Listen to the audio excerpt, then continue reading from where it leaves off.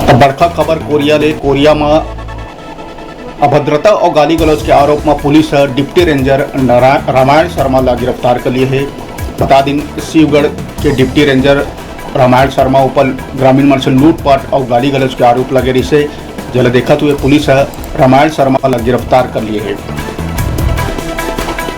अभी के बड़का खबर कोरिया के शिवगढ़ के डिप्टी रेंजर रामायण शर्मा ला पुलिस गिरफ्तार कर लिए है। बता दें कि ग्रामीण मन आरोप लगा रही है कि पुलिस डिप्टी रेंजर है आए दिन दारू के नशा में ग्रामीण मन संग मारपीट करे, लूटपाट करे।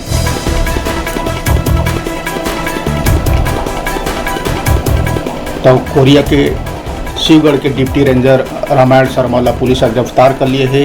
रामायण शर्मा ऊपर ग्रामीण मन गंभीर आरोप लगा रही से, लूटपाट के आरोप लगा रही से, गाली गलौज के आरोप लगा रही से। बता दें कि ग्रामीण मन के कहना है कि आए दिन दारू के नशा में रामायण शर्मा ग्रामीण मन संग मारपीट करे और लूटपाट करे। गंभीरता ला देखते हुए पुलिस रामायण शर्मा ला गिरफ्तार कर लिए है।